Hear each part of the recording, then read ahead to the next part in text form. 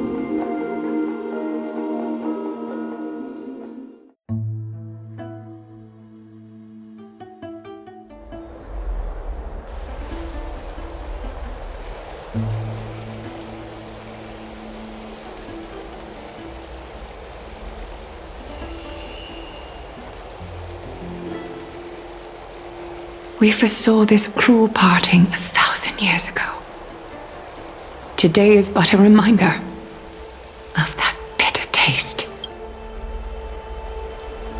But Lady Aglaya, I don't understand. It wasn't life itself that Lady Trian lost. Why does she look like she really turned into a doll? I don't understand. Don't be sad, Hyacinth. Trian has used up her borrowed time from Yanis, that's all. Her spirit is now riding the west wind, flying ahead to a world free of sorrow. If a world like that truly exists, does that mean everyone from the Grove is there too? It exists, Hyacinth. Do you not remember?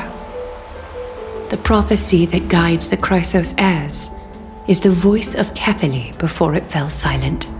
It loves all of its creations dearly and would never bear to lead us astray with lies.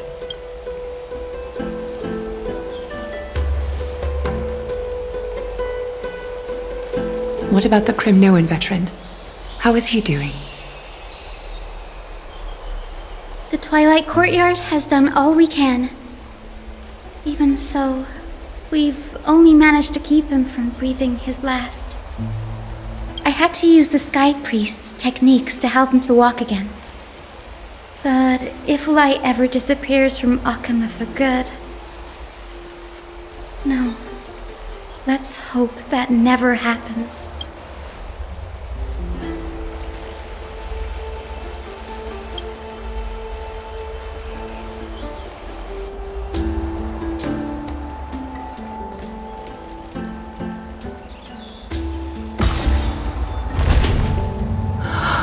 The parting hour is upon us.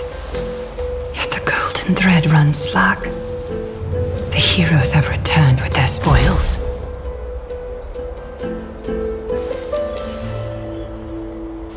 Everyone, please take this opportunity to rest and prepare for what awaits us.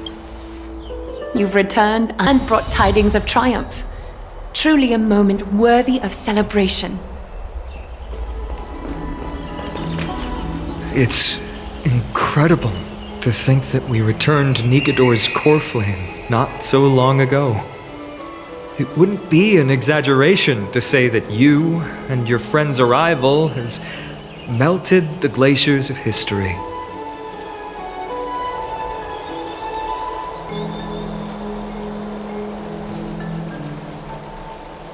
You could say this is the true face of history.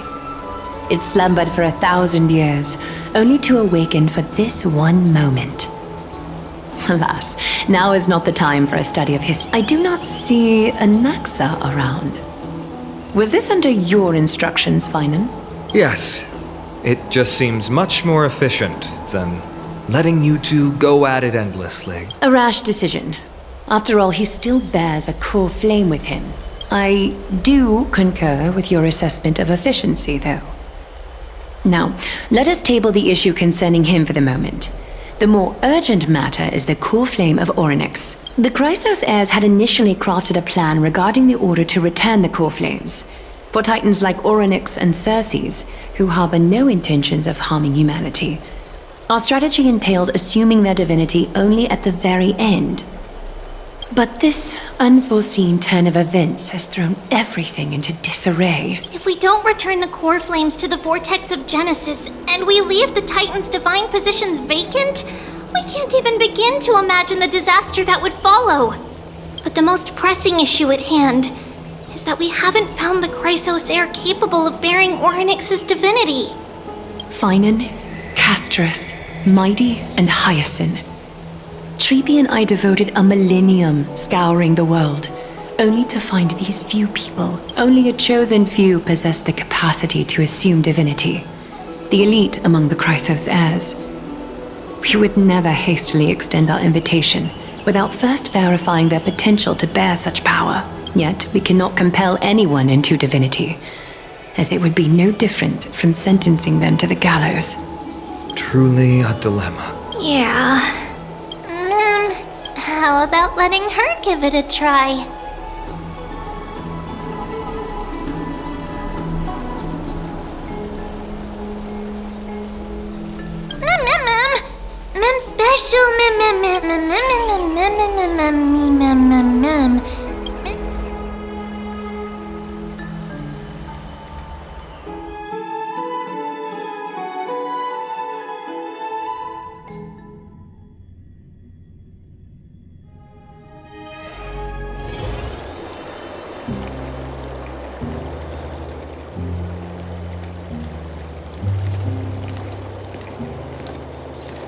I see the Reaper has forsaken you too, teacher. It simply put my life in the hands of the Twilight Courtyard. That priest girl's medical talents are truly exceptional. She might be far from the ordinary girl we envisioned, but this isn't about me, Mighty Mos. I saw it. You finally decided to embrace your own fate. Power of strife is stirring a tempest within me as we speak. My bones have turned into steel, and my blood is seething in a blaze. Past rulers of Kremnos could only aspire to this might, yet I have merged with it. I've made history, and henceforth divinity and kingship shall coexist as one. Indeed. You've realized the aspirations of every former king of Kremnos, and now you can at last bring our people home and reforge the glory of Kremnos. Unfortunately, I harbor no such desire. What? What do you mean by that? Over 2 millennia past, devotees of Nikador's might banded together beneath their feet and erected a city of their own. Ever since then, Kremnoans have served as the blades wielded by the god of war, following the Titan's path in its conquest. Yet, gazing upon our history through the lens of my newfound divinity, I now see it with unprecedented clarity. This history is sheer absurdity and inferiority. People surge onto the battlefield like ants, plundering and slaying for their own greed, only to be trampled upon like ants. The city and the beliefs that Kremnoans hold so dearly, alongside the supposed tradition, mere anthills that can be crushed with a single touch in the eyes of the Titan. Are you trying to strip Kremnoans of the pride we've amassed over thousands of years with mere words?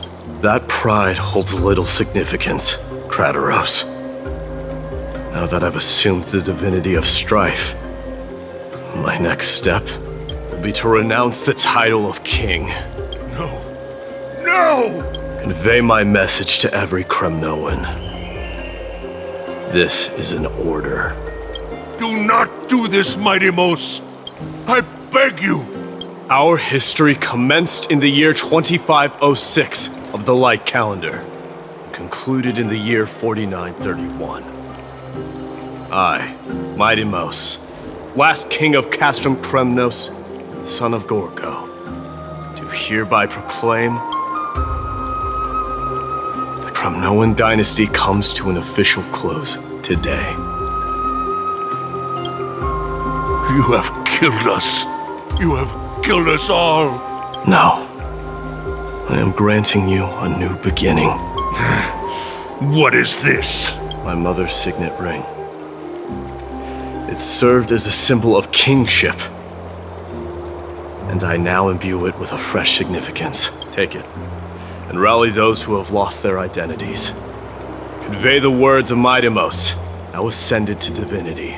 You no longer need to chase fleeting honors or face death on the battlefield as if it were your sole destination.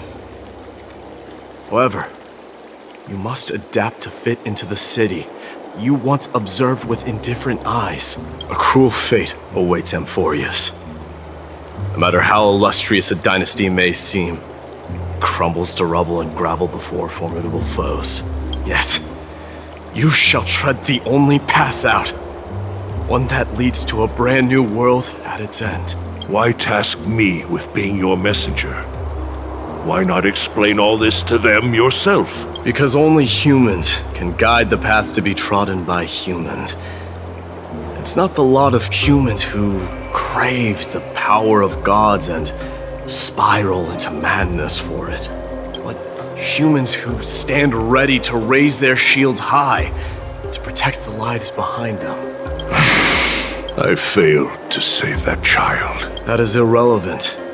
As demigods, they have long been prepared for it. What truly matters is that you showed up there and shielded her. The one who persuaded Aglaya to set me free that night. Was that you, Mighty Mos? Yes. She's not one to easily make a concession. What did you offer her? I staked my mother's name to guarantee the integrity of your soul to her. I promised her that I would dedicate all I have to the Flame Chase journey. And what is next, Mighty Mos? Where will you be headed now? To the place where I belong, to fulfill my promise. The madness that has plagued Nikador and the darkness that has consumed Amphorius. It's now my turn to fight against it. There are some people to meet with before I leave. Let's go.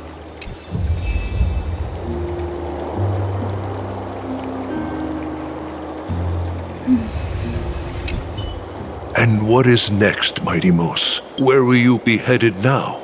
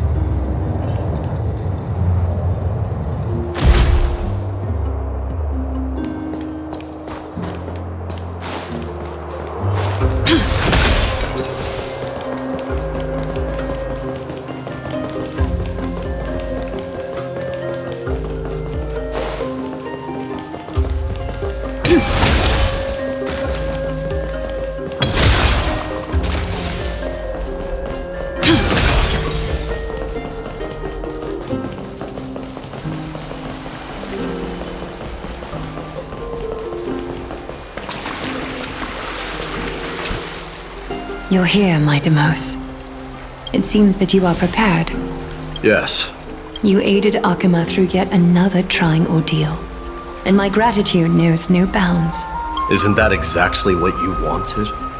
Not everything unfolds according to my plan. In the current state of the world, I can only proceed one step at a time. Furthermore, you are ready to dedicate all that you have, regardless of the promise you made to me, aren't you? Throughout my time in the Holy City, I've gleaned valuable lessons from you. Strategy, leadership, and adaptability to change. Yet, it's only recently that I've come to realize the truly remarkable quality you possess. And what is it? It's the magnetic allure in your presence.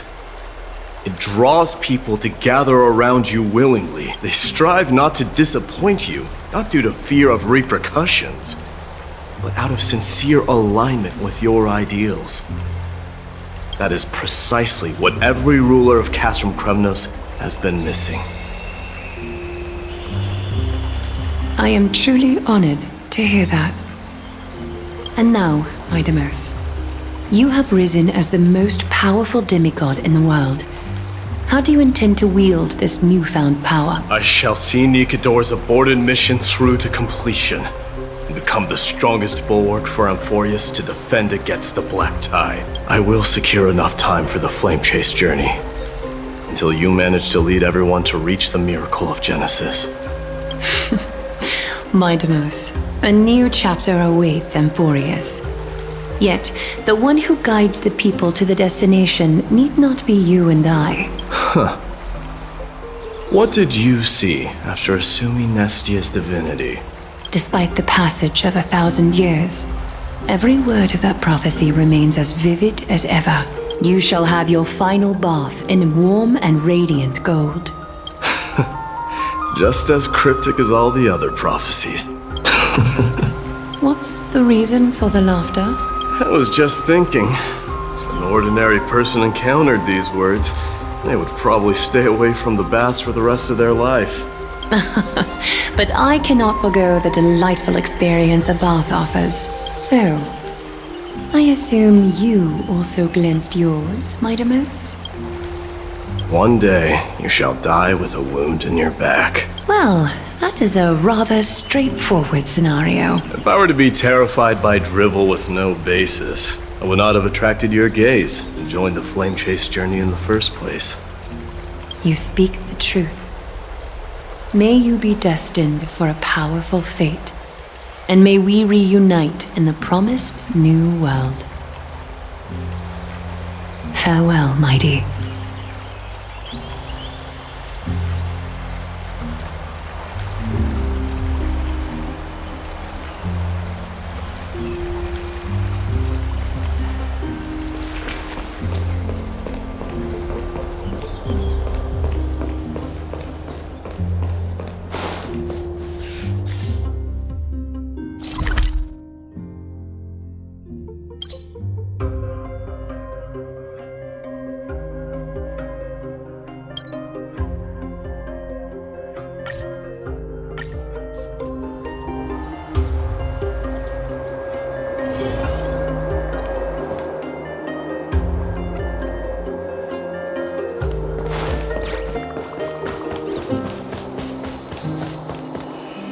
Is Lady Trebios not here?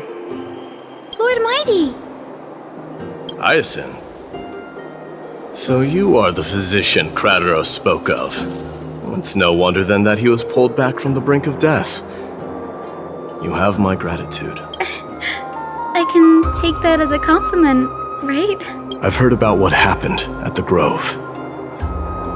I'm deeply sorry for your loss. I've heard far too much about death and grief recently. To quote Lady Treby, we should all focus on tomorrow, shouldn't we? That's a valid point. You've always been the most optimistic one among us. Well, I must say, it feels quite incredible to see a new demigod standing right before me. You should prepare yourself as well. Humanity has already taken hold of strife, and one day it will also reach the sky. Do you really believe I can do it?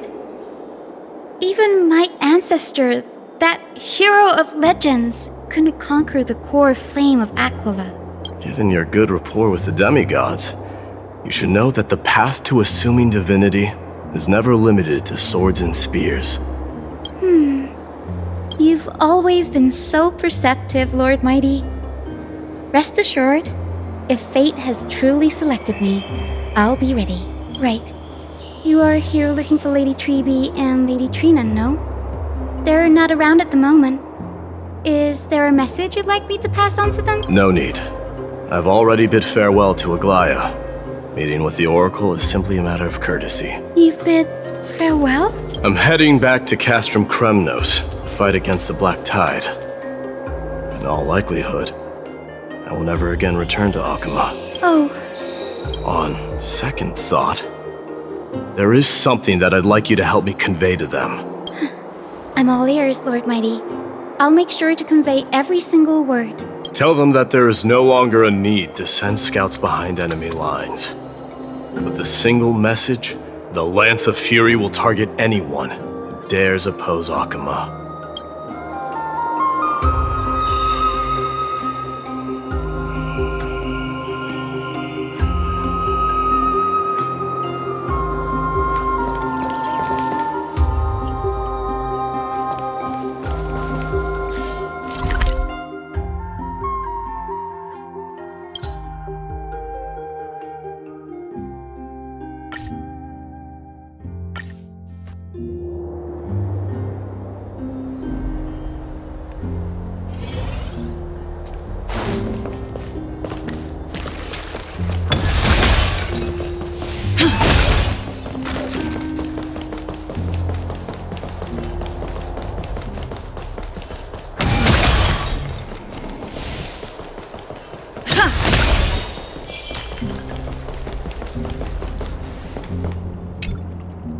Lord Mighty. I'll be embracing my destiny before you do, Castorus.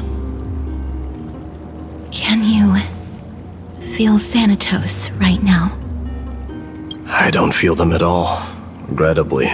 You have been painstakingly seeking that Titan for so long. Have you ever considered reaching out to me for help? You mean... Death refused to ferry me. If you were to send me to the Netherrealm, I may uncover clues along the way back. I would never do that, Lord Mighty. Death is not a game. You're right. That may very well be the reason why my people have struggled for millennia.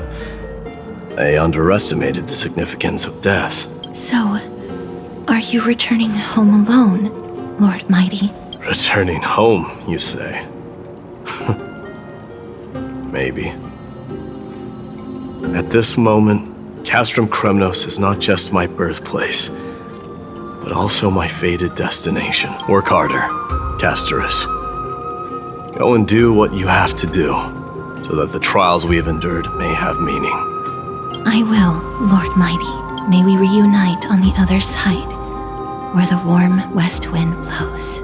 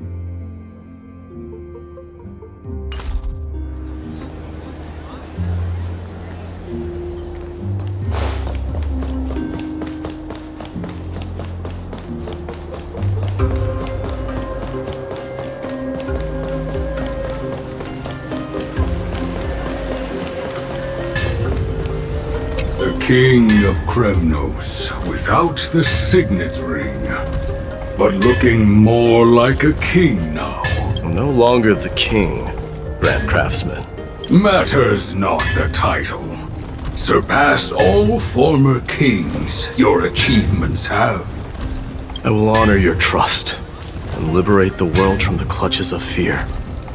Nevertheless, I must request that you continue to watch over Phainon, Cartonis. I have a feeling that his fate will weigh heavier than all of ours combined. Keep Phainon in mind, I will. Return to your home, brave king. Together with everyone, I shall remain here.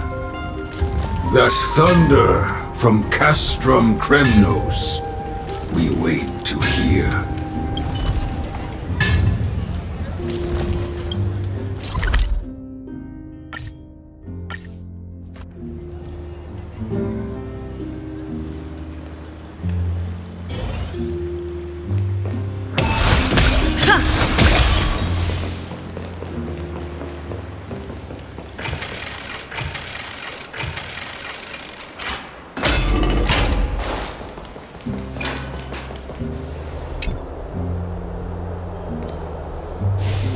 Outlanders? No. Trailblazers. I will soon make my way to Castrum Kremnos. If all goes according to plan, this may be our final meeting. I just want to let you know that I appreciate everything you have done for Amphorius.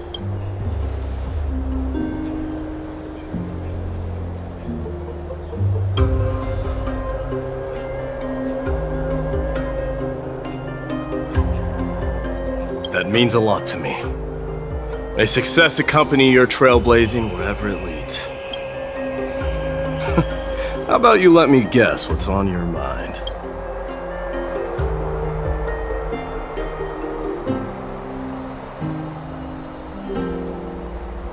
Are you gonna say something insane again, Trailblazer?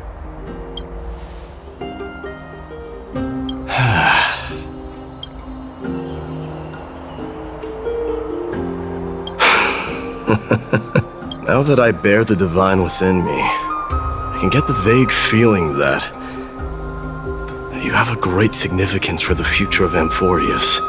With this departure, I fear that I will never again return. Can I entrust you both to watch my back and to continue supporting the Flame Chase journey in my absence? You have my gratitude. Then, farewell. Yes?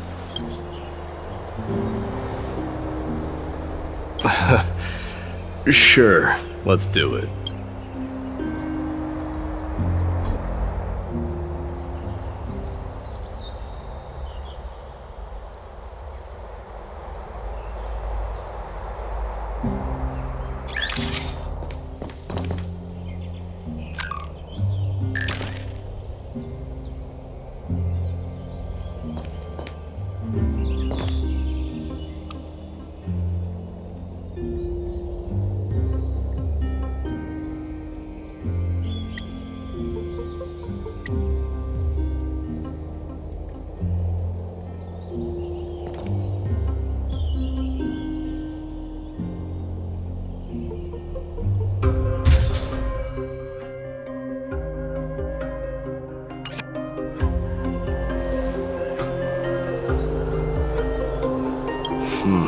Well, feels peculiar, I suppose. I'm not talking about your photographic skills. It's just that I rarely take photos. But this one, it's pretty good.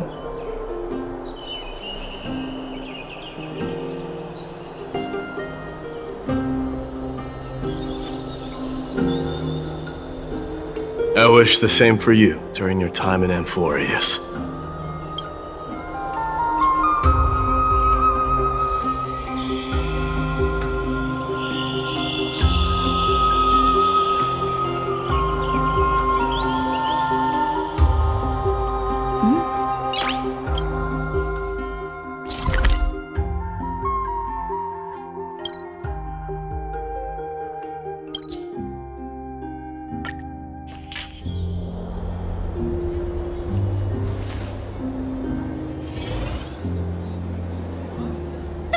Here! Run! Hold on! Lord Mightimos isn't the prince anymore. He's now the guardian of Amphorius! What's going on?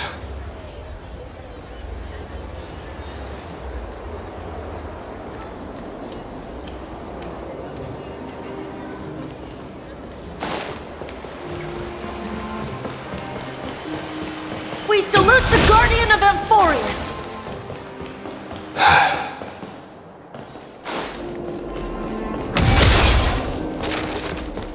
May triumph. May glory be with I should have known you were the mastermind behind this. Hey, don't go pointing fingers without cause. I swear I'm innocent this time. See those kids over there? They're the ones who brought everyone together. I admit, that took me by surprise. Were you seriously just going to sneak off without a word with me? Well, I was actually on my way to bid farewell to you, but ended up running into this. Oh, that's quite an honor, I suppose. We better not leave them waiting too long, don't you think? The road to Castrum Kremnos from here is long. Perhaps it wouldn't be a bad idea to take a moment and etch their faces in my memory one last time.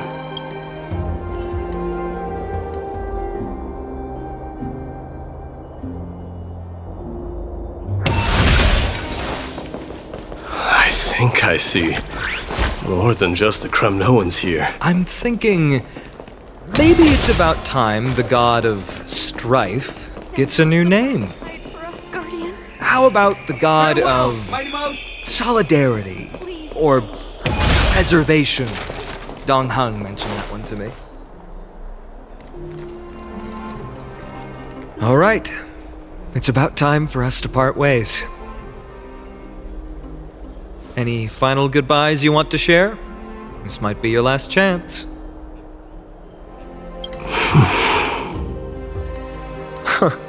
Why so quiet? I thought divinity would wash away some of your sentiments. Do you truly feel as carefree as you seem? Or is this just a facade you wear? You know what? You sound just like Aglaia at this moment. But you're not off the mark. I just thought that putting on a nonchalant front for this occasion might help us preserve some dignity. I can see through your deception, even without the power of mind reading. Am I really that terrible at controlling my facial expressions? Well, with that said, thank you for aiding me in defeating my archenemy, Mightimos. No need to thank me. This triumph brings no delight, nor does it signify closure. You understand that more than me. Indeed. In the end, I still haven't unraveled the mystery behind that black-robed swordmaster. And I can't even ascertain their demise. Maybe I've never managed to cut off my destiny. But that matters not. Pain may be cured, but scars remain. And this should not be effaced. Even with the divine might of Ornyx, you cannot stop the past from leaving its marks in our blind spots. Can you genuinely let go of everything as soon as that swordmaster is dead? That's impossible. Revenge is merely an obligation that must be carried out, and no one can find mental fulfillment through it. You're right. Look forward. Chew up and swallow your past. And make sure emptiness and bitterness are not the only flavors you know. Remember that there is a whole world behind you waiting to be saved.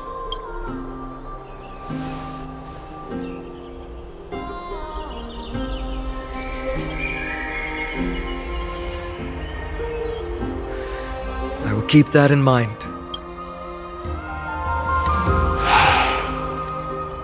I have a final favor to ask. Please look after the Kremnoan warriors in my absence. They will undoubtedly face challenges while assimilating into Akama.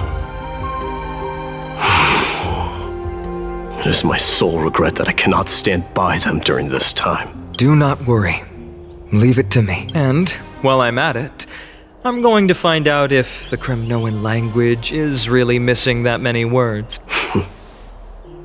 The Kremnoan philosophy can never be encapsulated in a mere dictionary, but if there's a chance in the next life, you should come visit my library.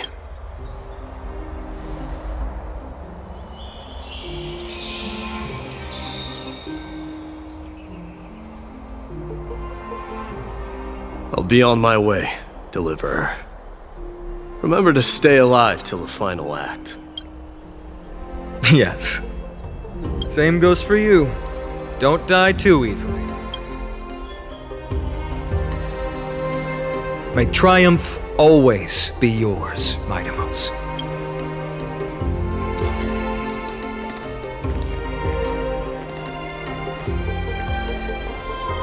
Oh, right.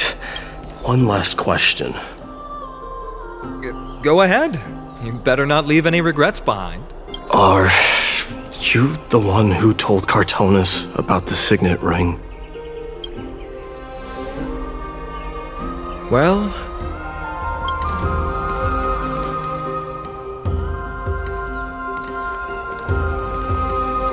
who knows?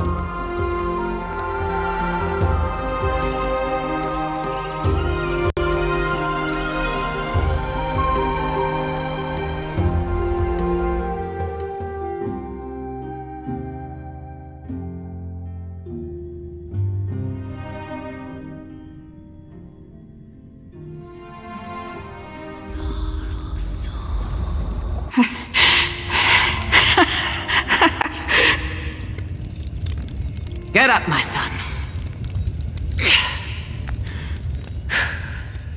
You showed great courage in today's training. Let's wrap it up for now. Yes, Mother. Mother, there's something I want to ask you. What is it, Midamos? Why must we learn to fight? It is for glory and honor, my son. For Kremnoans, mastery of swords and spears is ingrained from birth. And the battlefield is our destined end. Is that really the way it is, Mother? What makes you say so? Because you don't sound entirely sure. You're right, Midamos. I once believed those words, without question. Until your father cast you into the Sea of Souls. It was at that moment I realized how everything I believed in was utterly hollow.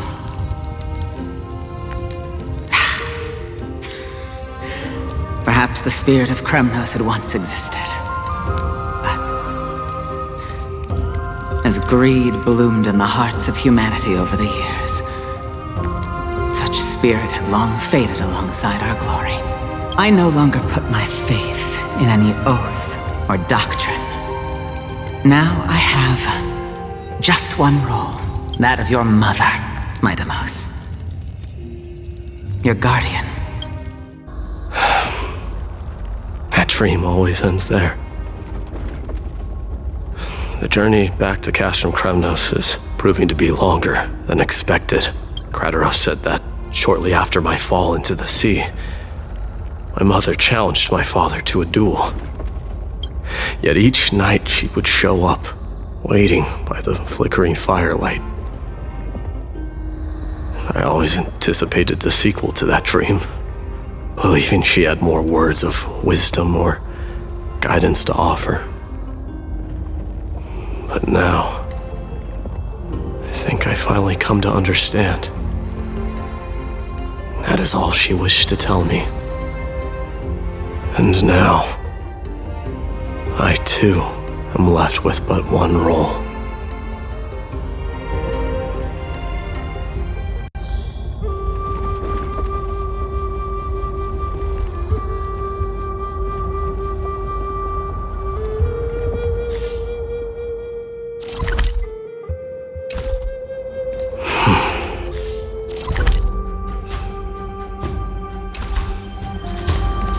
It is time for this journey to reach its end.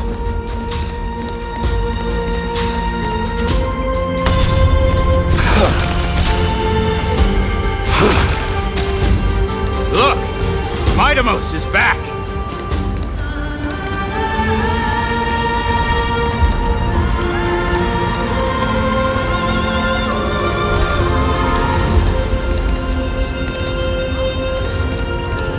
Glory belongs to you!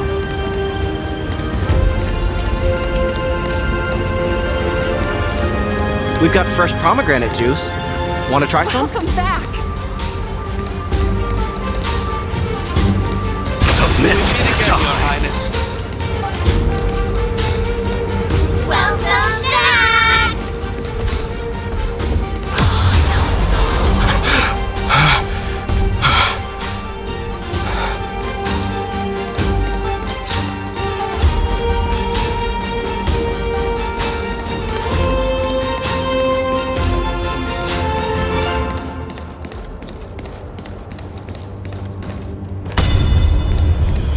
How was your training? Say, come and check out what I just wrote.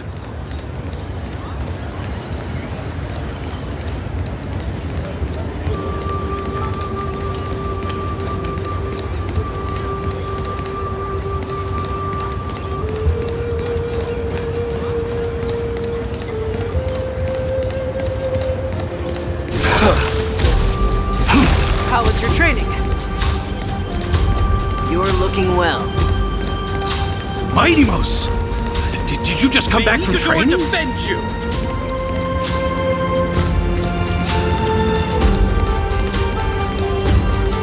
It's been I'm a gonna while. beat you at the festival.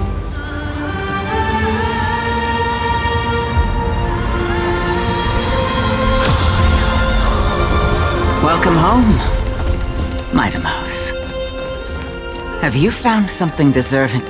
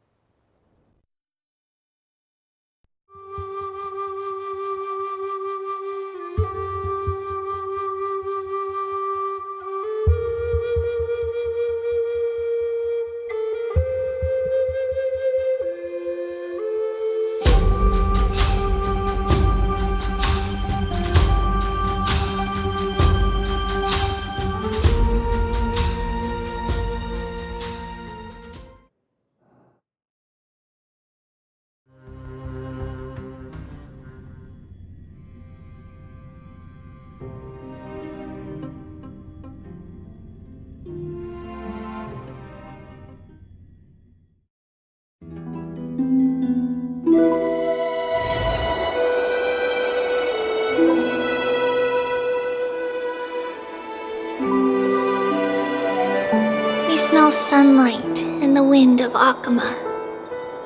This was your favorite spot, wasn't it, Trian? Lady Trian, why did it have to end up like this? Take it easy, Cass. Departure is a part of life. It's just that ours isn't as tumultuous as it is for ordinary folks. When we started our journey, Yanis had already provided their prophecy. Just like how that Titan divided themselves to create the countless passages in the world, it's only natural for us to follow the same path since we inherited their destiny. If you don't mind, Treeby, are you still willing to unveil that past for us? The past regarding the prophecy?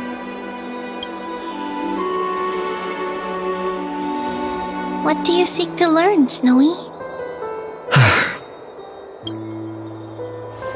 Mightimos has left the city to face his own fate. That is, the fate of every demigod. We will all eventually let go of our past to follow the same path as his. So, what I want to know is, as Amphorius' first demigod, what compelled you to take the first step on this journey? And what has sustained you to make it this far without looking back? Despite the fracturing of your body and the numerous departures you have endured.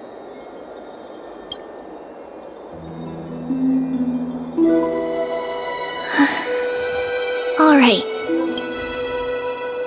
Teacher, are you sure about this? Dee is already doing what he has to do. What reason do we have to keep it from them? Let's go, everyone. Let's go to the abyss of fate and see how it used to be.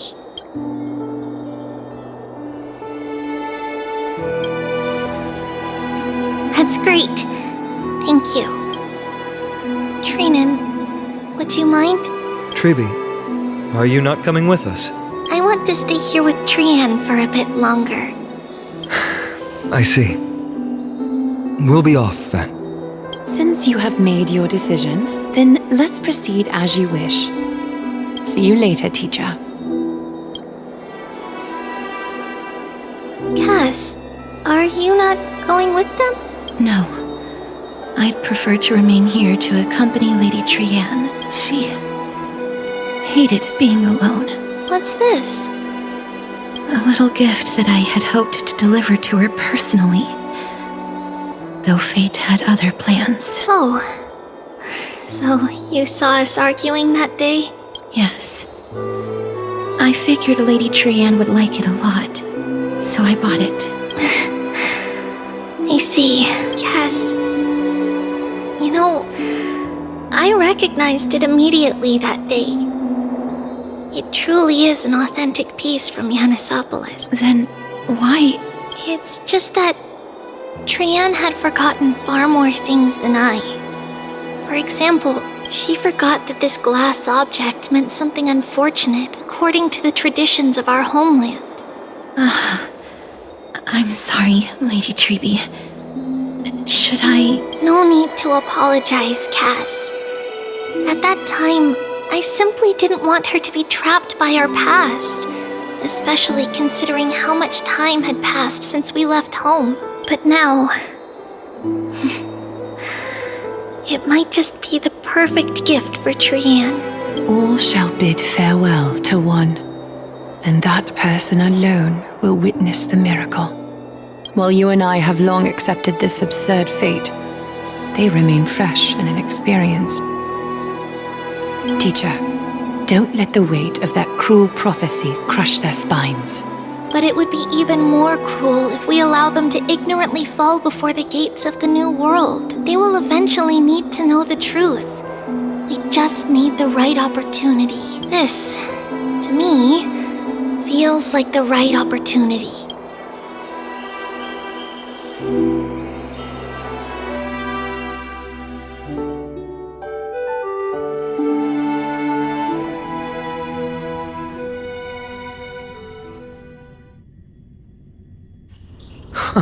So, this is how the Temple of the Three Fates looked back in the day. At this point, Yanisopolis still resides under Aquila's protection, yet it is already fated for decline, and only contains a beautiful facade. Is it because Amphorius has entered Era Bellica? Yes, strife remains distant from this part of Amphorius right now, but in 5 years' time, at the same entry hour, this temple will become the source of another war. Then, where are you at this time? Right over there. Why does she look somewhat different? It's because we don't quite recall how we used to look. Oh, my apologies. Please don't. We should be the ones apologizing. Come, everyone. It's time to witness our last conversation with Orynyx.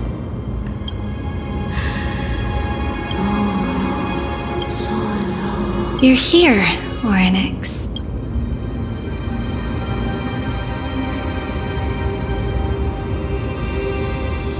This is our memory, so your senses are also aligned with the Trebios of that moment. False prophecy, huh? So you still think that way?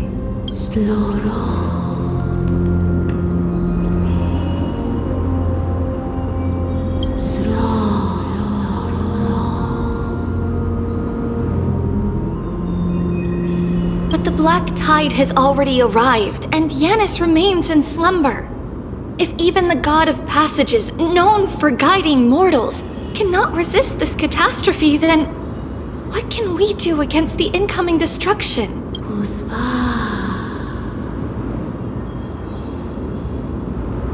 Those chosen by fate would never have their family taken from them.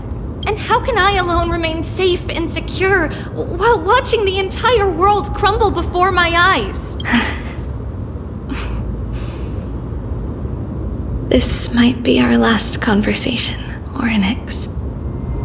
I will do everything I can to protect you from the black tide.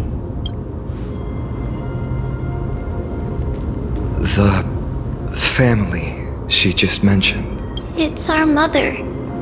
She fell from the spot into the valley a long time ago. It was during a grand ceremony held to seek Yanis's guidance, but things took an unexpected turn. It was Kefali who responded instead. Did something go wrong with the ceremony? Yes, but those two occurrences were in fact unrelated. Kefali's response was simply a coincidence on that frosty night with treachery abound. As the holy maiden of Yanisopolis met her demise, the world-bearing titan also fell in another corner of the world. Let's keep up with her. This story, she should be the one to tell it. That thing ahead. It's the altar of Talantin. But that's not our destination. We're heading to the left. This place used to be passable.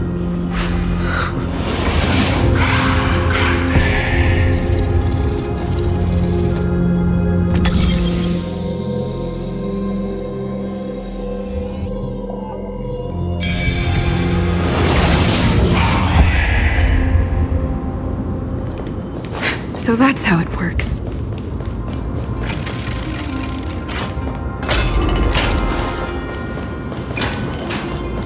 I never thought there would be such a hidden space in the abyss. This is the Archive of Prophecies, an important ceremonial.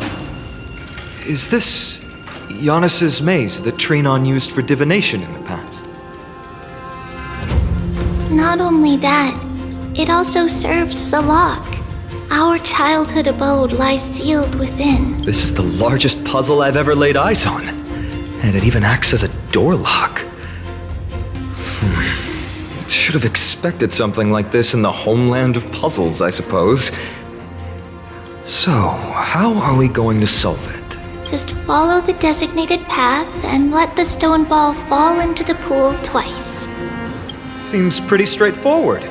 Even Mighty might be able to complete it in a single try.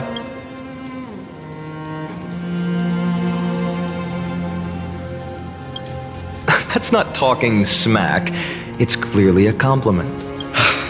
Mighty. If he were still here, we'd probably take a lot fewer detours to solve our issues. Enough with the talking. Let's just get started.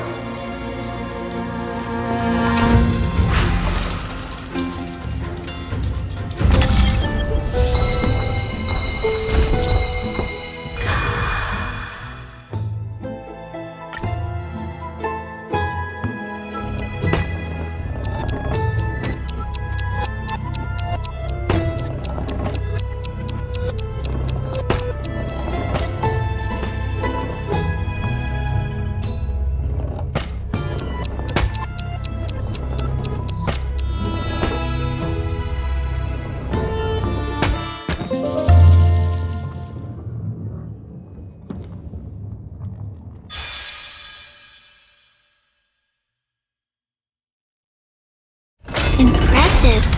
You too have the makings of a high priest now.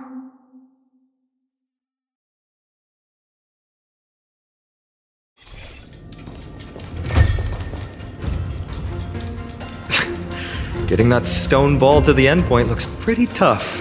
My hands are shaking just from looking at it.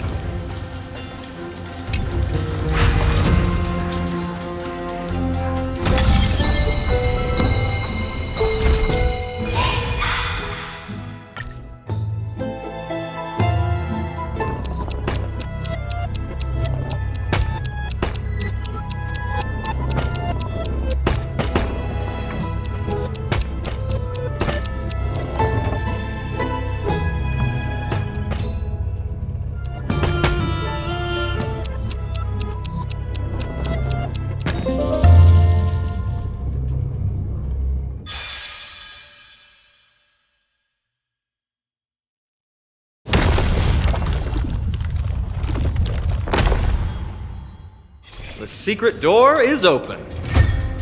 Go inside, and you'll see the place where we grew up.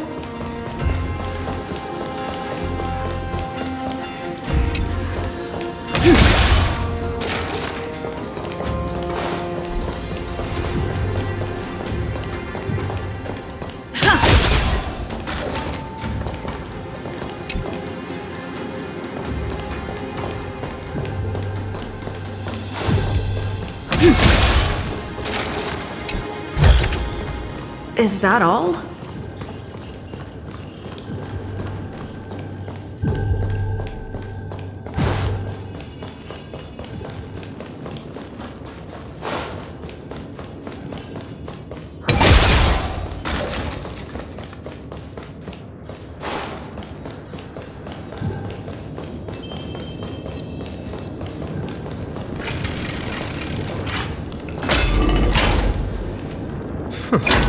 You grew up in a place like this?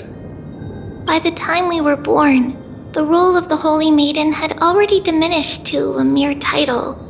Those in tune with the Titan's guidance are bound to become messengers for others. To maintain appearances, those in authority added some embellishments. And with Mother around, our childhood wasn't entirely without joy. Even so, I still find it hard to imagine. 20 years can go by in no time. Trinon, for most people, 20 years is a long period of time. Right. Becoming a demigod sure changes how one lives through time. It's hard to believe it's been so long. Your power is exceptional, Little Gray. This place looks exactly as before. Let's explore the room a bit.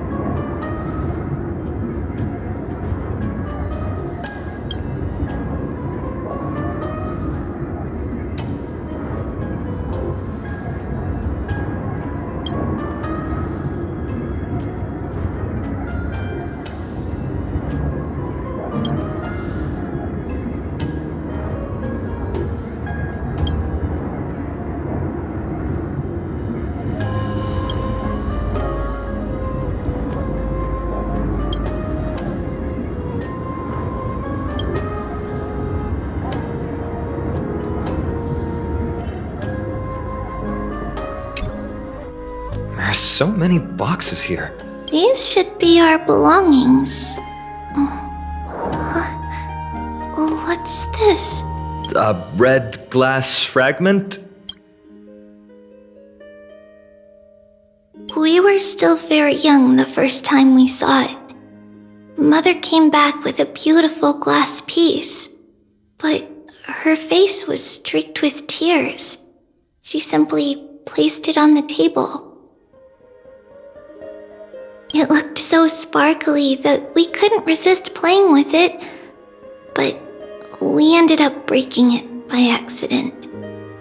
Mother didn't get angry. She simply held us quietly for a long time. It wasn't until we were older that we learned in Yanissopolis, if someone gloriously died for destiny, the Holy Maiden must pick a piece of glass from the volcano's quarry and polish it, then give it to the deceased's family.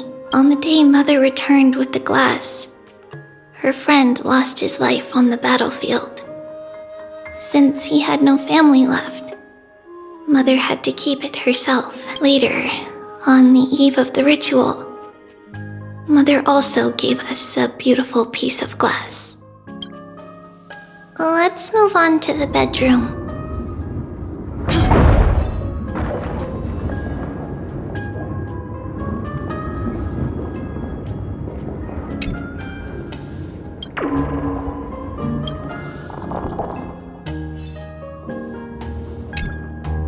The shelf is packed full, but all I see are annals of geography for various cities. There are also documents about various kinds of Titan worship. Because we believed that we would need to travel great distances to convey Kefali's prophecy to everyone, and should learn about the terrains and customs of various places beforehand.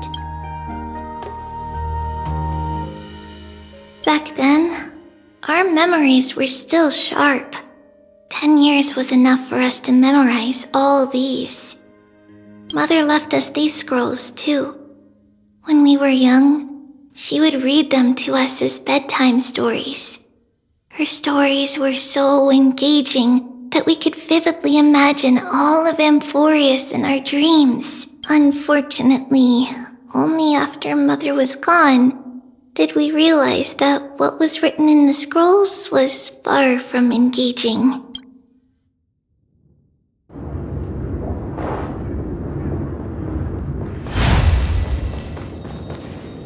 It's Trebios. Just as expected. It's time to get going after all. Mama, are you going to that ritual tomorrow? That's right, my sweet girl. What's the matter? I wish I could go too. I have something to ask Yanis. Oh. What do you want to ask? I want to know how to chase the black tide away. Ah, I see. Unfortunately, it's a secret ritual, and only I can preside over it. If you want me to consult the Titan on your behalf, you'll have to promise me something. What is it? Be a good girl and go to sleep now. And whatever you dream of, don't be afraid. Just sleep through the night until morning comes. Until the next time Aquila opens their eyes. Can you do that for me, sweetie? That's it? Of course I can! Trebios is the most amazing Holy Maiden of Yanis!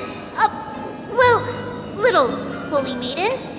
But why, Mama? Because this ritual might take a long time. How long? Tomorrow, my sweet child. I'll be back tomorrow. If not tomorrow, then the next tomorrow. If not, the tomorrow after that. But if I still haven't returned for a very long time, that means the ritual has succeeded. It means I found a way to chase away the black tide and reach the new world on the other side. But for various reasons, I can't return to bring my sweet girl with me. But I'll be waiting for you there. As long as you stay brave and kind, we'll meet again in that new world. It's the end of the west wind, the black tide's other shore. A radiant sea of flowers, blessed and protected by the gods. In the rosy horizon, you'll see a silver-white shoal. It marks the end of your voyage. The haven, free from storms, cold, and heavy. Wow, that sounds just like the island from my dream. Oh, I know. I'll turn the moon into a ship and the stars into sails to go find Mama. Pinky promise? Pinky promise. As long as you sail toward tomorrow. As long as the sun will rise for the next day, our wishes will come true together. If the final murmurs of the Titan are true, if such a place really exists on the shore beyond the black tide at the end of Genesis, then our promise still stands. Please, wait for me, Mother. After those 10 years of darkness, when Aquila opened their eyes for the last time, we finally set off. Where did she go?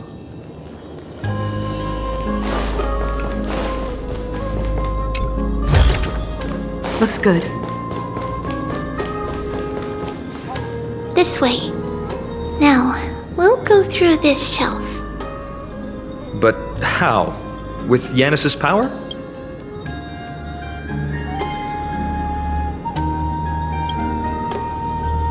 No, we hadn't acquired their power back then.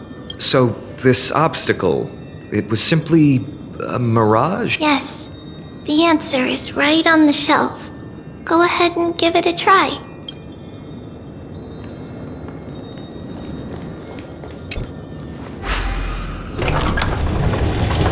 It's a secret passage. It was a secret passage prepared by the Holy Maiden's supporters for Mother and me as a precaution. And now, it is turned into our passage to escape, just as anticipated.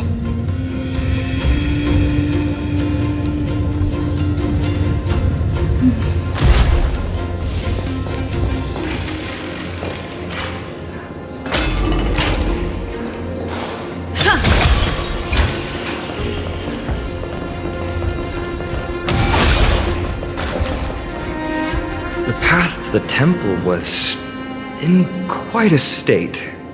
Did someone do it on purpose? No surprise at all. Some people caught on to what we were planning and tried to intercept us, while others were willing to clear the way for the Holy Maiden. I can't move it. I can't climb over it either.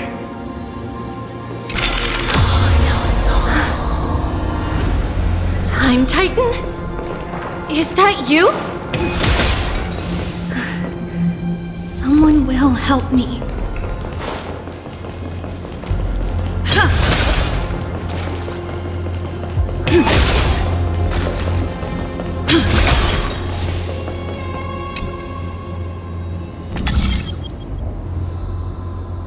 Just like this.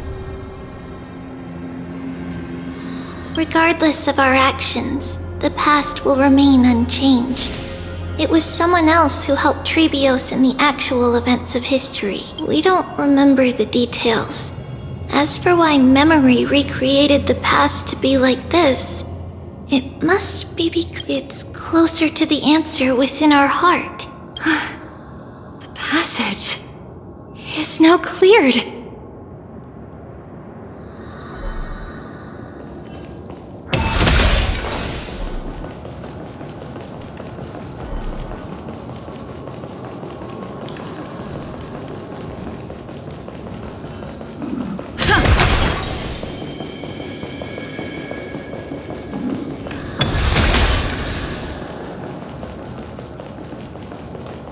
Ornaments. Thank you, nameless god.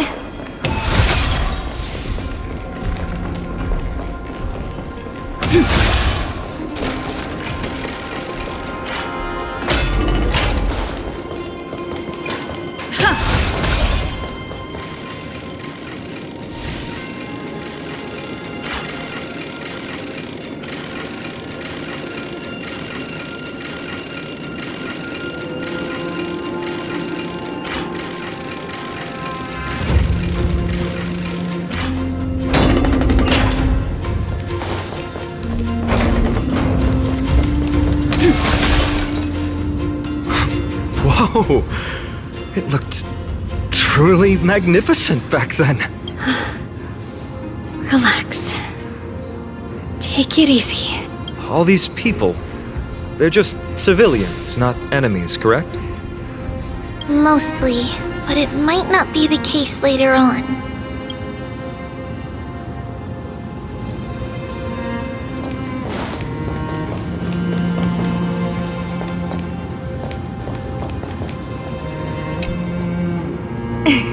Hey, little ones. How did you sneak in here? Please keep it down. We had to be really sneaky to get in here. Okay. But what did you sneak in here for? I heard there's a lovely holy maiden living in the temple, and I want to meet her. I couldn't stop her, so I had to think of a way to sneak her in. Oh, really? I was here to meet the Holy Maiden as well, but the guard said she had to go somewhere far away today. Huh? What a bummer. Mommy even asked me to bring her gift to the Holy Maiden. It's getting late. We couldn't go home now, okay? Okay then. We'll come back next time. Thank you. By the way they are dressed, the siblings look like civilians living outside the temple. Mother mentioned that when she was a holy maiden, she caught a girl sneaking into the temple to steal the tributes. Stealing from the temple was punishable by death. But that poor girl had no family and just wanted something to eat. So Mother took her outside and even gave her some food. Perhaps these two children are the descendants of that girl from back then.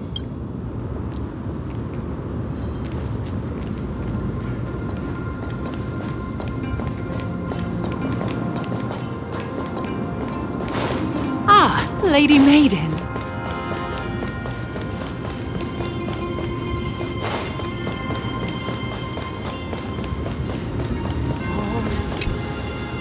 Lady Maiden, you need to dress warmer. It's pretty cold out. Let me get you a blanket. No need to trouble yourself. I'm just going for a quick walk. All right, but please take care of yourself. Your mother made us promise to look after you before she left. It's been a while since I last saw you. I just realized you've grown into such a beauty. Just like your mother. Oh, here, have some of my sweet pastries. She used to enjoy them, so maybe you'll like them too. What's wrong, Lady Maiden? I'm fine. It tastes really good. This lady is Mother's old friend. When we were little, we sometimes got to eat the sweet pastries she brought back. We've always remembered the familiar taste, and only now do we learn where it came from.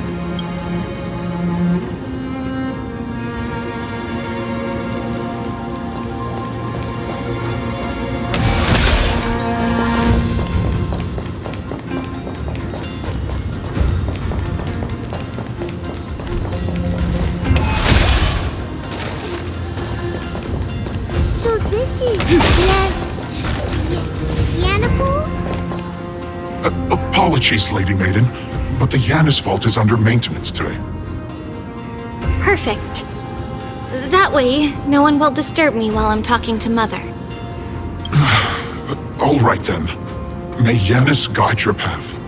The Yanis vault? It's where Yanis's heart lies and the core flame is kept. Just enter on the left. It's also the place where Trebios was.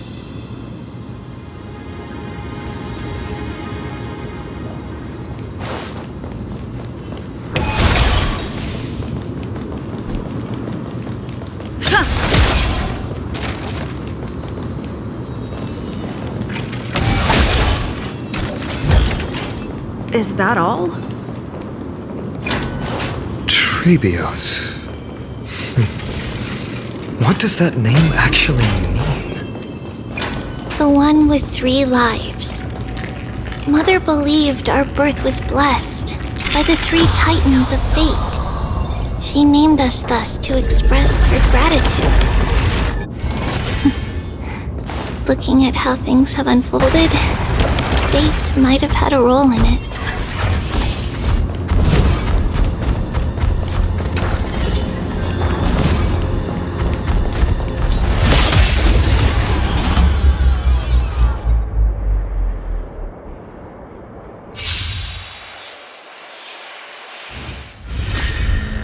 Lose some, win some. I always deliver. Stand still.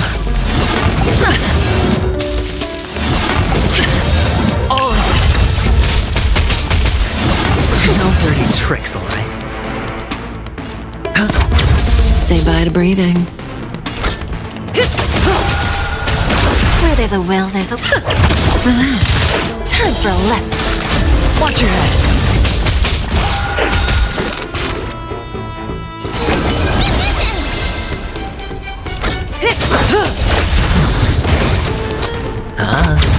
Stand still.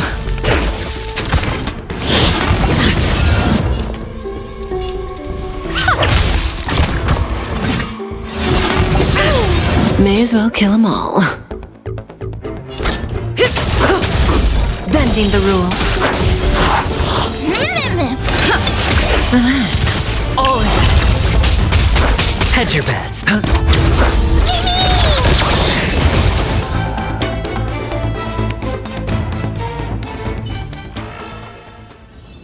Reach the end of the story in your own way.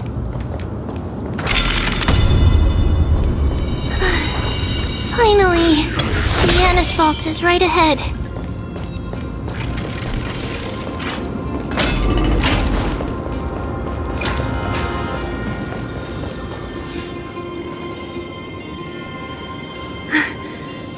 At long last.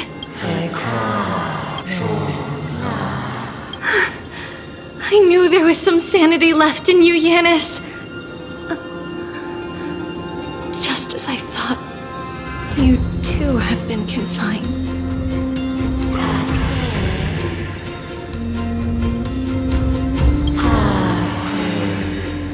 No, Yanis. I've come here to take on your fate.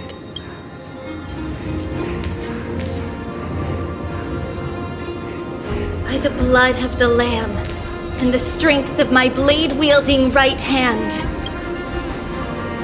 I am Trebios, the listener, the announcer, and the witness of the prophecy. I, the Holy Maiden of Yanisopolis, the Walker of the Infinite Paths, have come forth to assume your duty.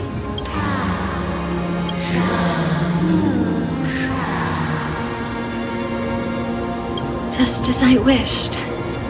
This journey promises to be a long one, with 1,000 selves to accompany me. I'll never be lonely.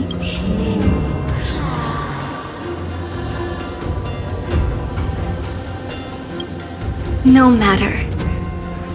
My hands are not made for bearing arms, but my feet are destined to embark on a journey for the benefit of all.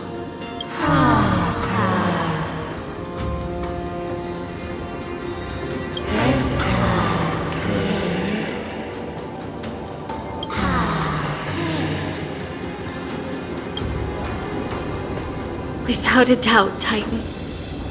Let the prophecy shatter me, so that I may open a myriad of paths for this imperiled world.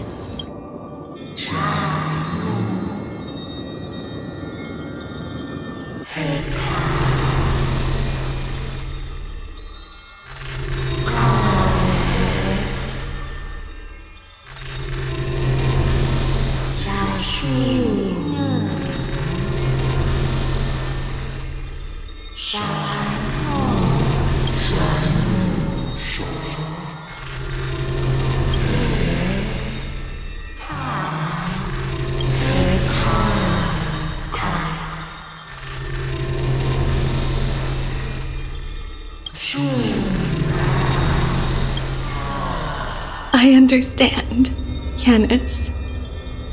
Thank you. Now,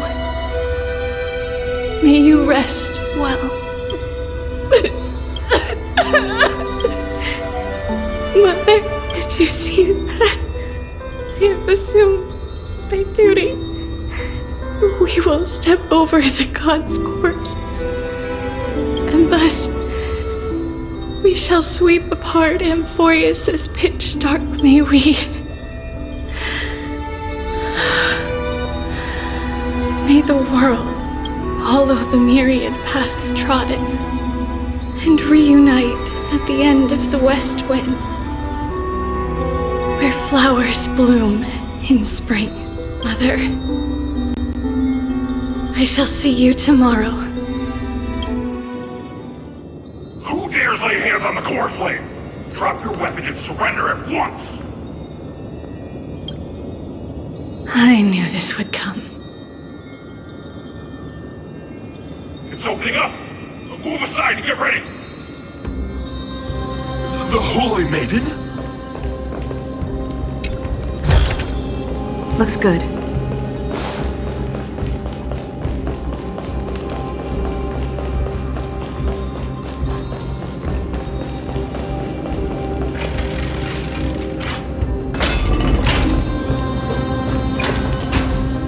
What's happening here?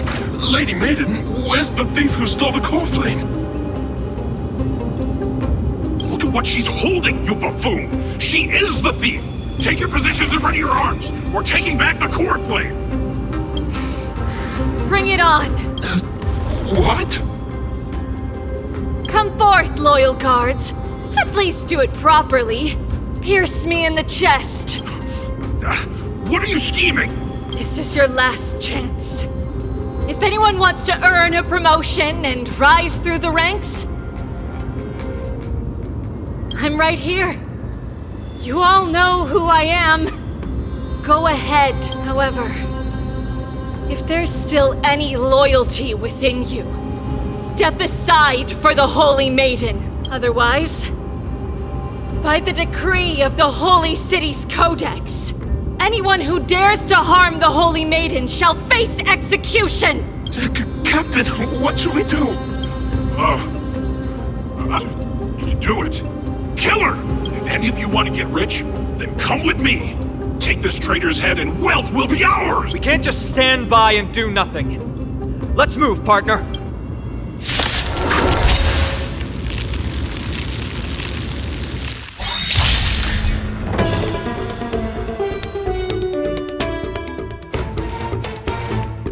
I always deliver.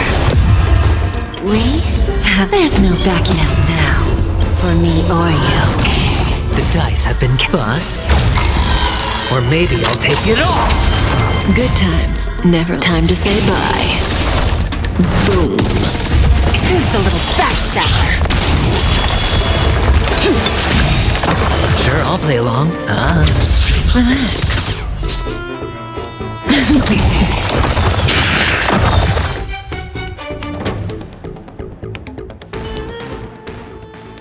How's that possible? Could the Titan actually be on her side? That woman is the traitor! I should go. Let's keep up.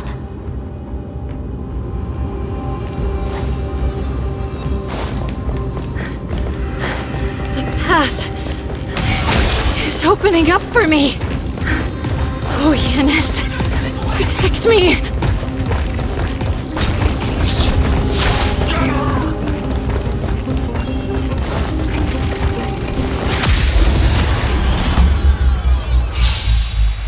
The Titan is on her side! Give an inch. Watch out! Impossible! The gods have long been consumed by madness!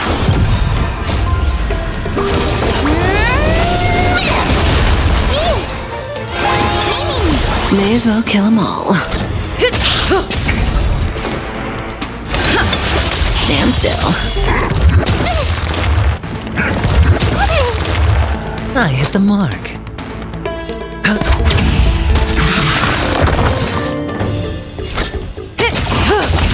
Where there's a will, there's a way. Bending the rules.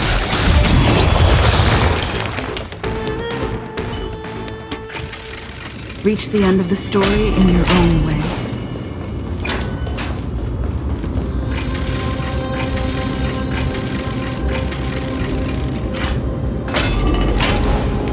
The main path is likely well guarded. What do I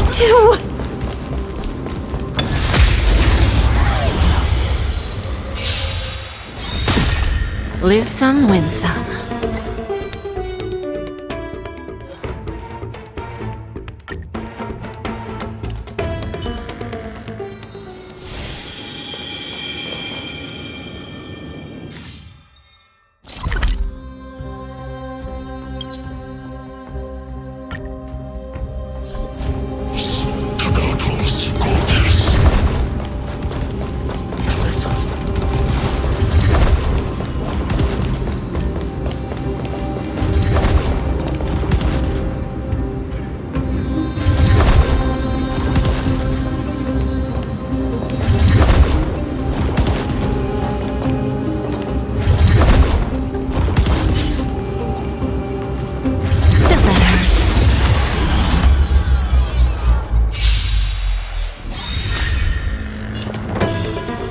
I always deliver.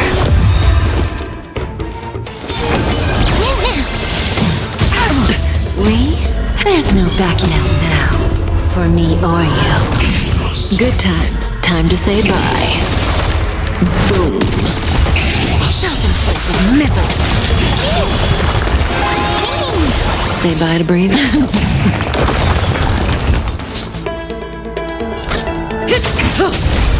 Sure, I'll play along. Stand still. Watch your head. Where there's a will, there's a way. Who's the little backstabber?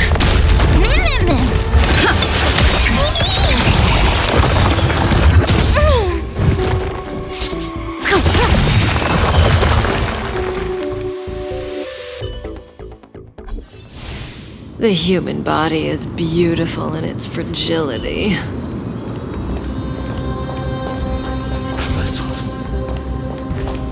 Just as I thought. Inside!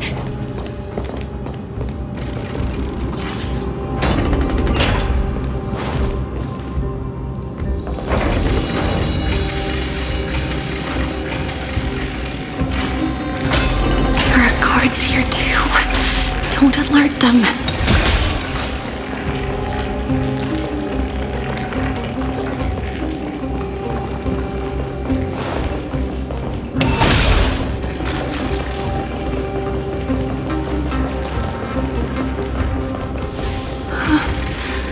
Long last.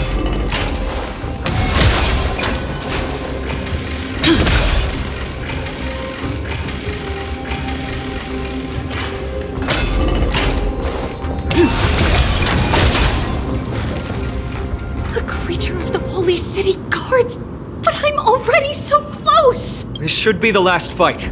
We have a... I don't get it. This has been puzzling me for a while now. Who has been aiding Trebios in her escape?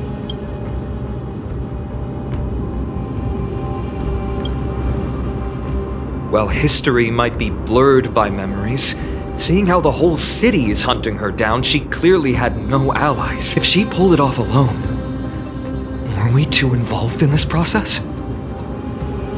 Trebios had been on her own since she entered the vault. But what did we truly mean to her? You'll find that answer at the end of this memory. In that case, let's focus on the mission at hand now.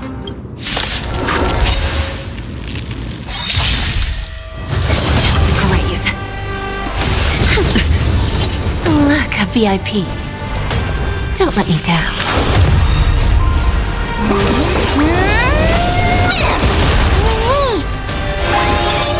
May as well kill them all. Good times. Time to say bye. Boom. Bending the rules. We? There's no backing out now. For me or you.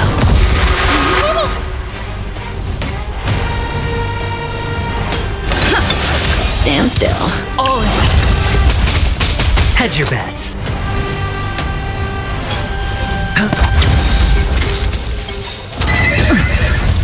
The dice have been cast. bust. Or maybe I'll take it all!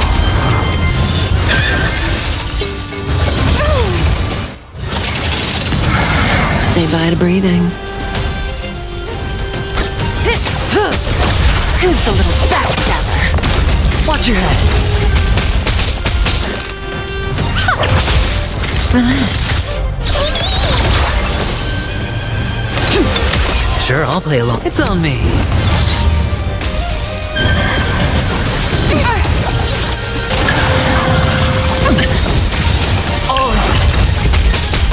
May as well kill them all. Self-inflicted misery. Stand still. Good times. Time to say bye. Boom. Hedge your bets, huh?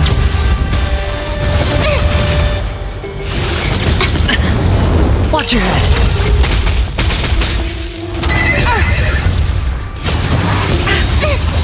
Lose some, win some.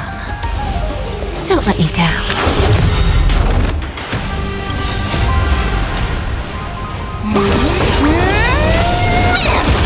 We have it. There's no backing out now. For me or you. Who's the little backstabber? Say breathing.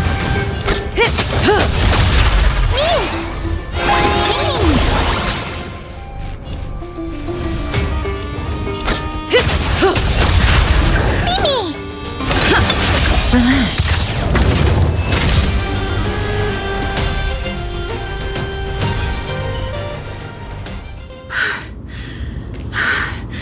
Finally, beyond this gate awaits a boundless world.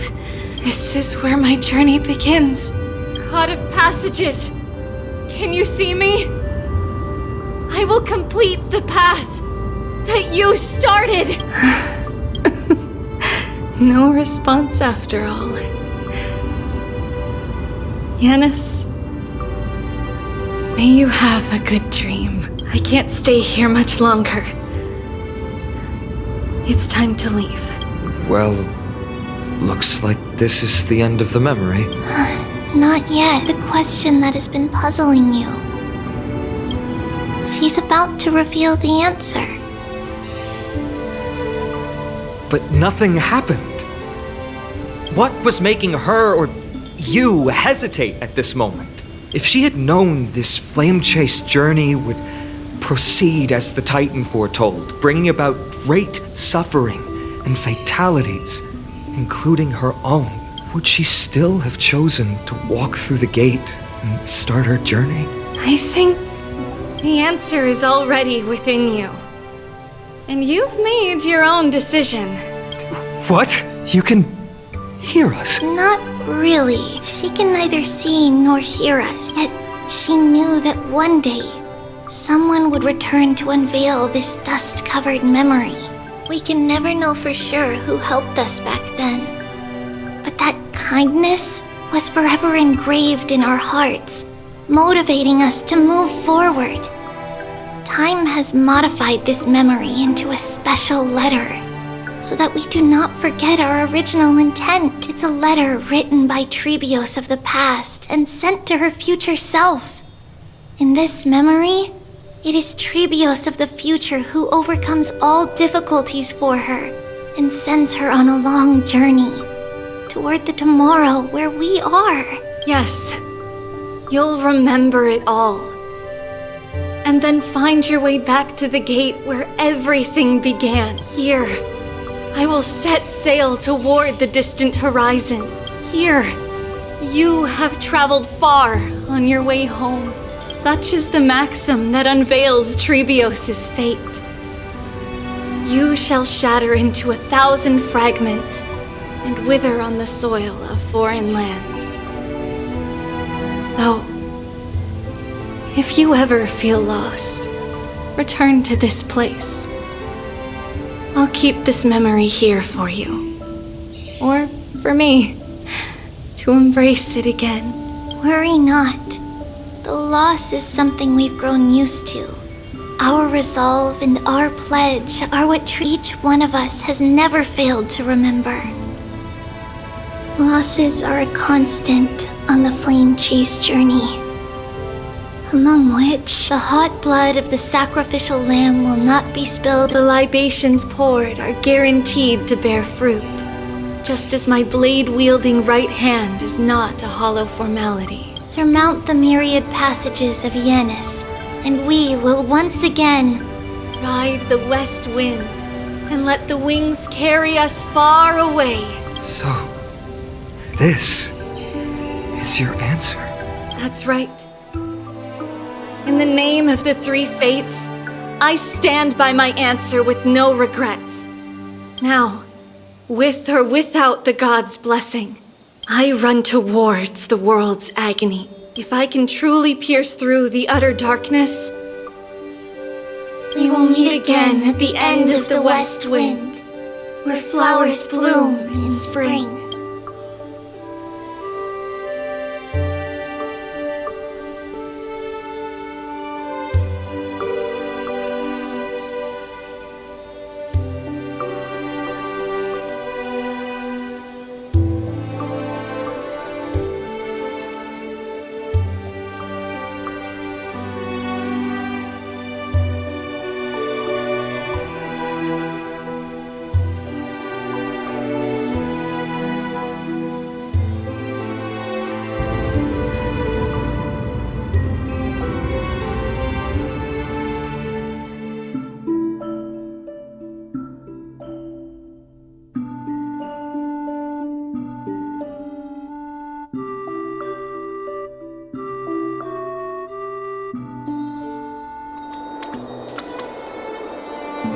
Lady Treby, do you still think that everything will be fine tomorrow?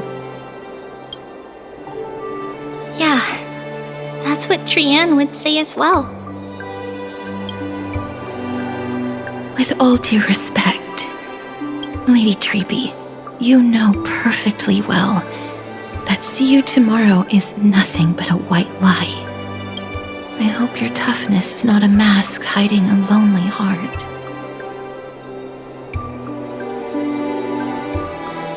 Cass, that's not a lie. See you tomorrow is the greatest prophecy in the world. Prophecy?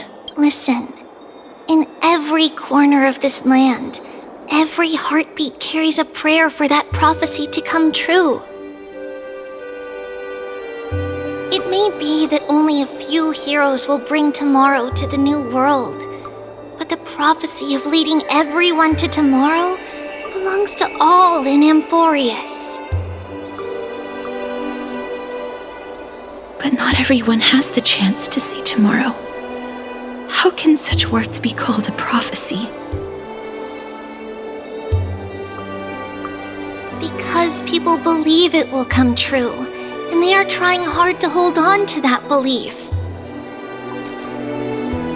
Even as the world teeters on the brink of collapse, everyone is pressing forward, longing to reach farther and move toward tomorrow.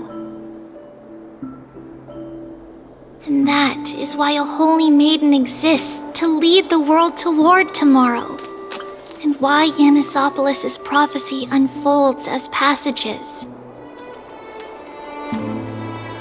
Fate is not about the outcome, but the journey. It's not the flowers that bloom at the end of the road, but rather the paths that lead beyond the gate, where people tread toward the sea of flowers.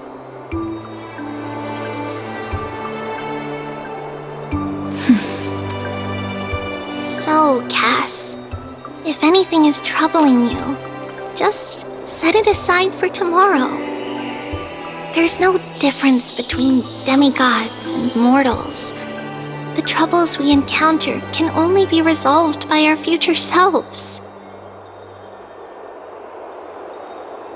Reflect through the long night. Wait for the dawn as you think. Then set off at daybreak. The hesitant part of us will be left behind in the dark, while the determined side of us will know no fear. Because that's how Tribios has journeyed so far to spread the prophecy.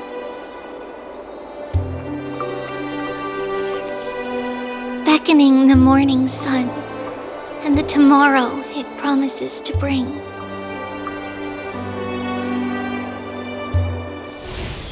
We will now continue the journey and face our destiny.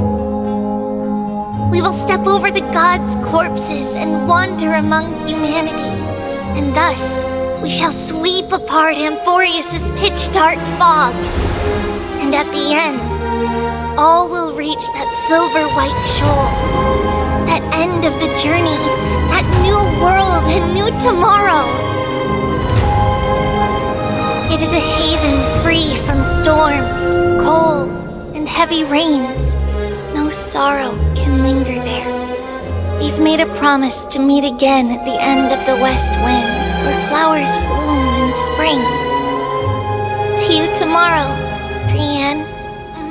See you tomorrow!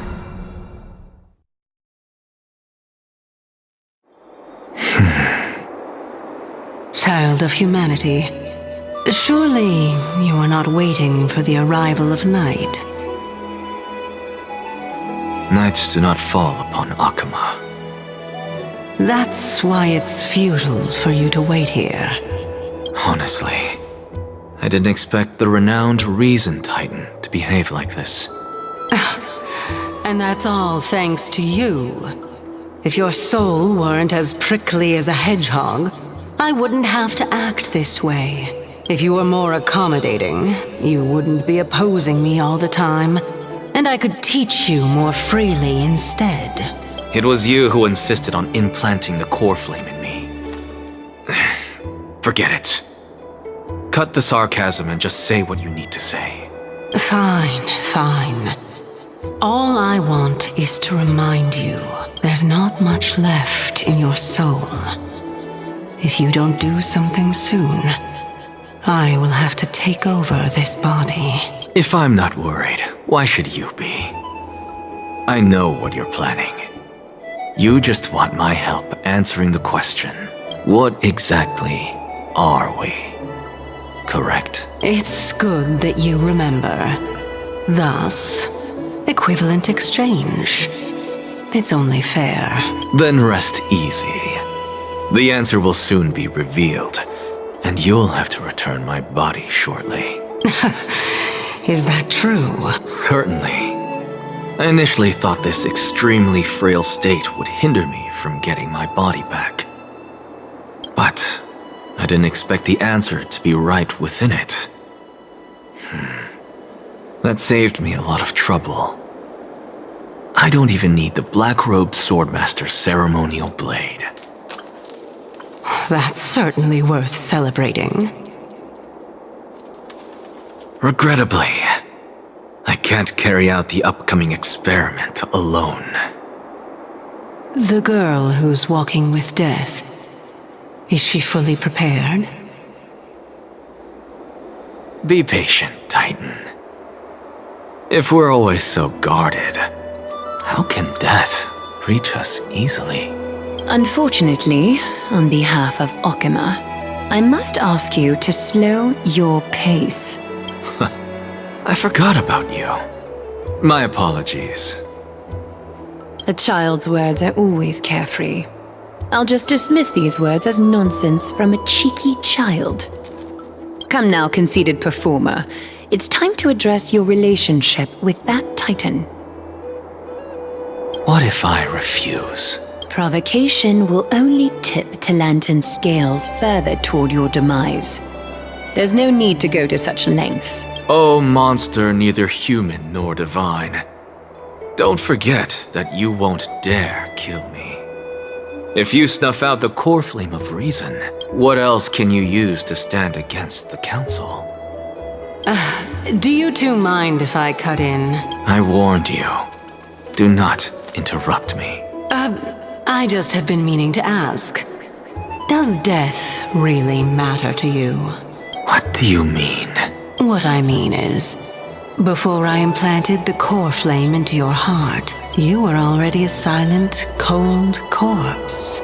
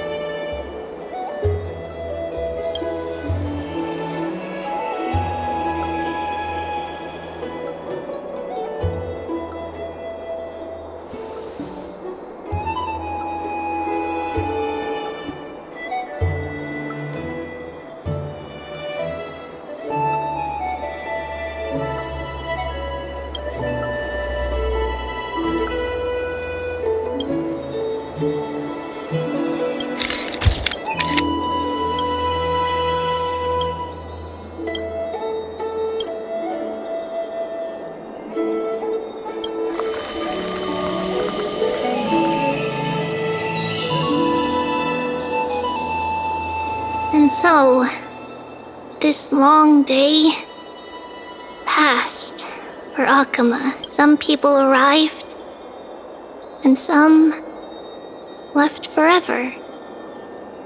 Just like every other day of this journey, where we, stumbling, move forward. We have long been prepared. If we are to chase the flames, then we must grow used to farewells. And yet, no one back then could foresee death. Its arrival would always be so sudden and so momentous. Even little Gray, coming from beyond the sky, could not escape the Reaper's two hands. And what people gained and lost in that trial of death was far heavier than life itself. Just like the destiny that the prophecy revealed for Cass. At the end of the Sea of Flowers, the souls of the living shall warm thy fingertips. And after an embrace, there shall be eternal separation.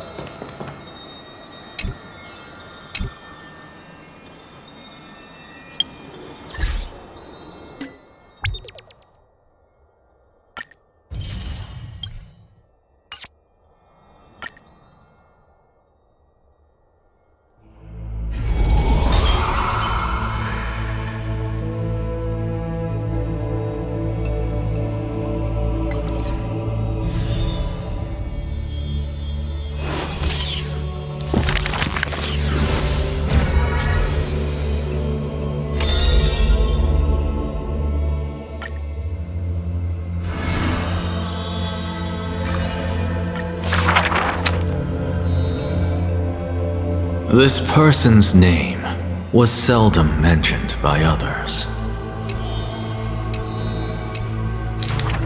Keep your...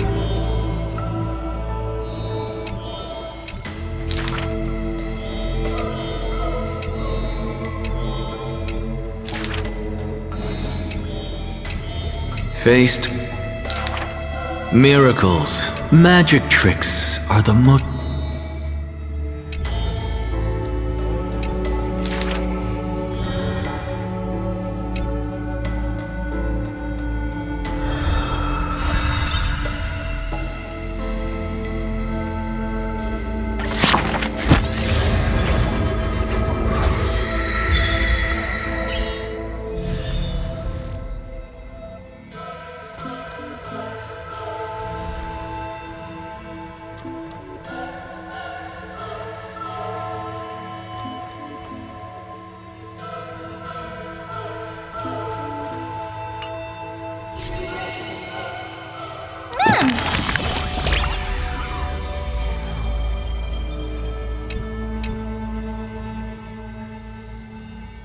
Mem. Mem.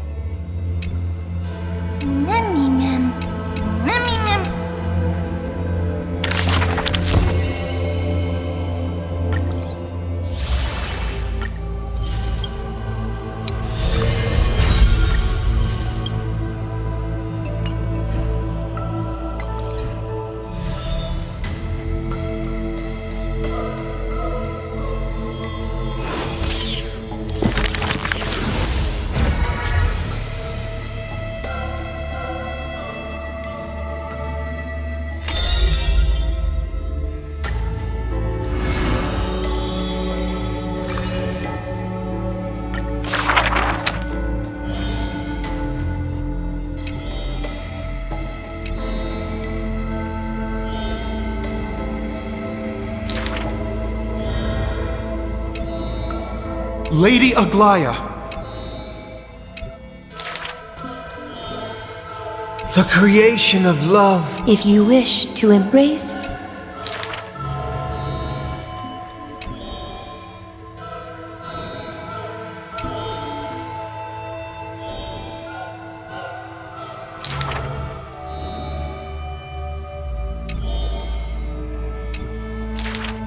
use the needle